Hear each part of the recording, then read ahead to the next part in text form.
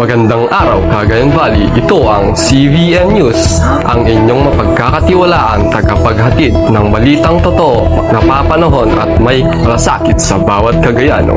Ako si Syra. At ako naman si J. Mark. Narito ang mga pangunahing balita.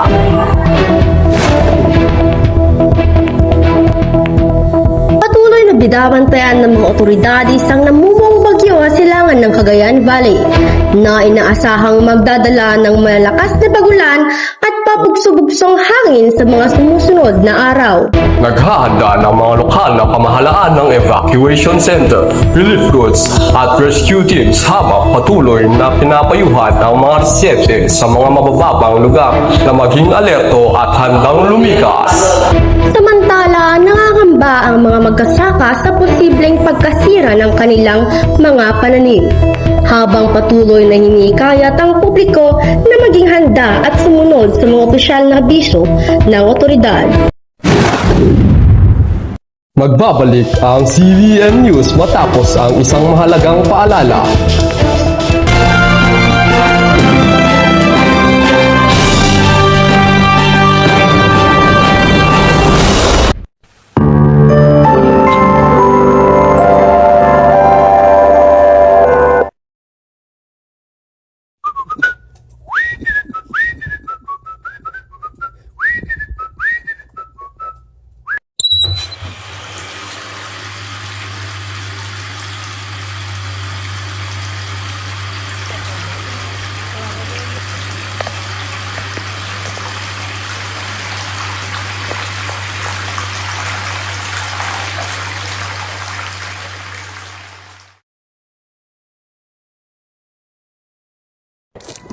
Oh no!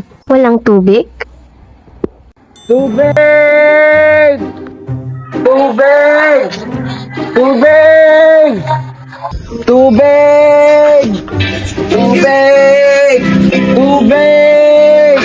Ops! Nakakatawang panoorin, ngunit sa totoong buhay, milyon-milyong tao ang nakakaranas sa kakulangan sa malinis na tubig.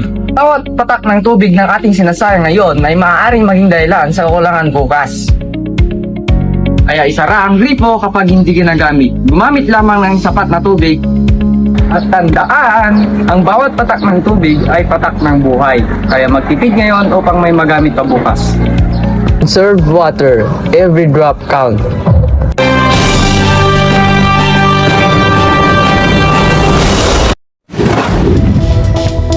Nagbabalik ang CVN News. Dumako naman tayo sa ating pangunahing balita. Patuloy na kumikilos ang namumuong bagyo sa silangan ng Cagayan Valley. Para sa mas detalyadong ulat ng panahon, narito ang ating weather reporter na si Ate Kat.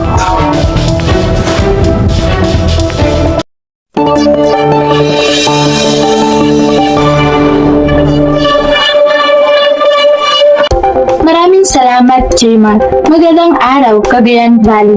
Narito tayo sa ating weather map.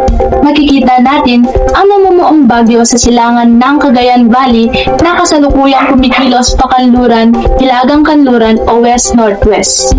Taglay nito ang malalakas na hangin at inaasahang magdala ng katamtaman hanggang malalakas na pag-ulan sa malaking bahagi ng hilagang Luzon. Kapag nagpatuloy ang matinding pag-ulan, mataas ang posibilidad ng flash flood sa mga mabababang lugar at landslide naman sa mga bulubunduking lugar. Narito ang tatlong paalala. Una, ihanda ang inyong emergency go bag. Ikalawa, i-charge ang inyong cellphone at power bank. At ikatlo, makinig lamang sa opisyal na anunsyo ng pag-asa at ng inyong lokal na pamahalaan. Tandaan, ang tamang impormasyon ang unang hakbang tungo sa kaligtasan. Ako si Katrina para sa Ulat Panahon. Maraming salamat, Ate Kat. Samantala, alamin natin ang sitwasyon sa isang apektadong lugar. Naroon ang ating field reporter na si Danica. Maraming salamat, Syra. Narito ako ngayon sa isa sa mga lugar sa Cagayan Valley na patuloy na nakararanas ng pag-ulan dulot ng namumuong bagyo. Kasama natin ngayon ang isa sa mga residente. Magandang araw po. Ano po ang inyong mga naging paghahanda? Naganda na po kami ng mga kailangang inuming tubig, flashlight, first aid kit at mahalagang dokumento.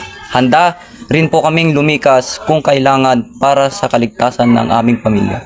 Maraming salamat po.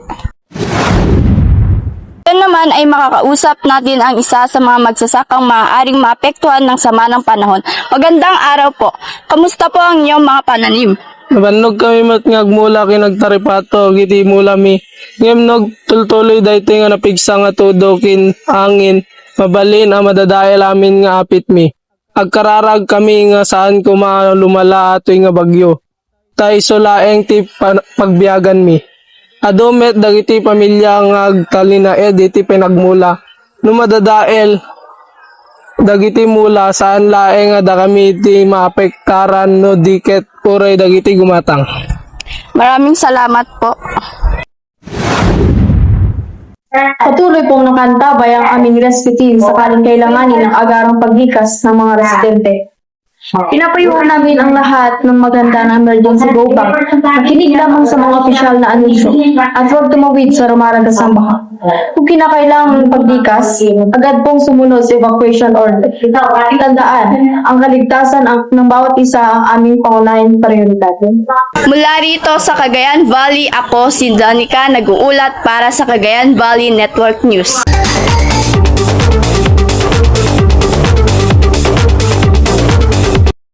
Para naman sa ating chikalita, nag-viral ang isang Facebook post ng nanay matapos itong ibahagi kung paano maghanda ang kanyang anak sa paparating na bagyo.